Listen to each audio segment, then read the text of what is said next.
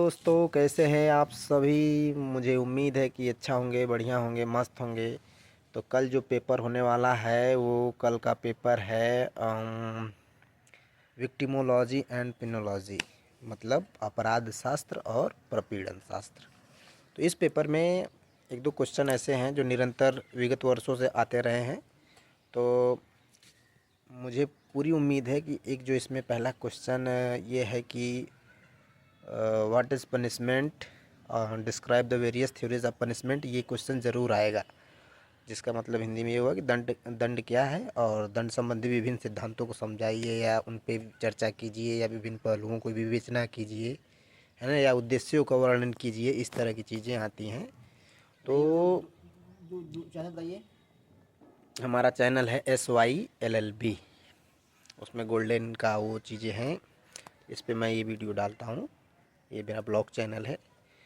तो मैं ये बता रहा था कि जो दंड की डेफिनेशन है, इसको कुछ इस तरह से आप डिफ़ाइन कर सकते हैं। शॉर्ट में समझ लीजिए कि प्रत्येक समाज में जैसे कुछ कानून बनाए जाते हैं, कुछ नियम बनाए जाते हैं। ये लिखित रूप में भी हो सकते हैं और परस्पर ये यूँ कह लें कि परंपराओं के आधार पे भी हो सकते हैं। तो इन नियमों का उल्लेख ही अपराध कहलाता है। सर्च करिए। राइट। तो ये जो परंपराएं हैं और ये जो लिखित रूप में उद्देश्य हैं, ये जो वर्जित किया गया है, इन पे यदि समाज या राज्य के लिए यदि कोई हस्तक्षेप इसमें करता है या इन आचरणों पे जो वर्जित हैं इस पे कोई प्रतिक्रिया करता है तो वह दंड कहलाता है। और दंड की कुछ प्रमुख परिभाषाएं भी हैं। अलग अलग विचारक हैं जो इस पे विचार अपना दिए हैं। जैसे टैफ हैं, फेरी हैं, सेठना है, वेस्टमार्क है ना।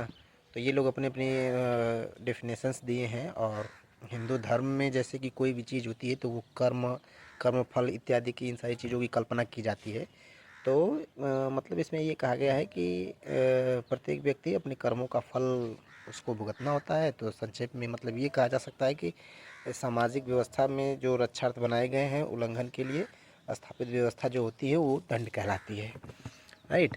तो इसके अब कुछ उद्देश्य भी होते हैं दंड के, जैसे कि अपराधी को सुधारना, अपराधी को दोबारा अपराध करने से रोकना, अन्य व्यक्ति को अपराध करने से रोकना।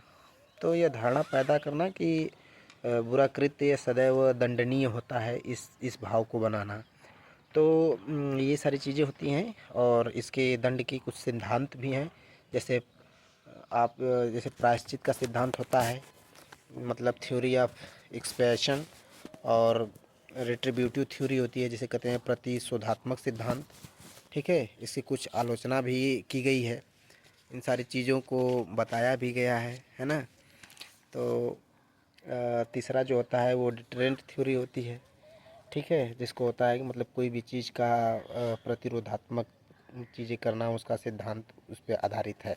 और इस पे भी कुछ आलोचनाएं हैं। सेठना की आलोचना है, इन सारे लोगों की आलोचना है। प्रिवेंटिव थ्योरी है और जिसको कहते हैं निषेधात्मक सिद्धांत। और रिफॉर्मेटिव थ्योरी है जो सुधारात्मक सिद्धांत कहलाती है। तो ये सारी चीज़ें हैं जो इसमें है, जिसको आप प्रदर्शित कर सकते हैं। लास्ट में इसको आप मतलब कंक्लूड कर सकते हैं। सदरलैंड के अनुसार मतलब ये सिद्धांत उचित बताया गया है क्योंकि ये उद्देश्य अपराधियों का इसमें सुधारना है। तो ये एक चीज़ें हैं जो आप एग्ज़ाम में तो ये क्वेश्चन आएगा ही आएगा, मुझे 100% विश्वास है। क्योंकि हमेशा से आता आया है विगत वर्षों से, तो इसमें भी आएगा। तो ये था मेरा एक छोटा सा सोच और ये वीडियो। इसको आप लोग बताइए कैसा लगा। Bye bye.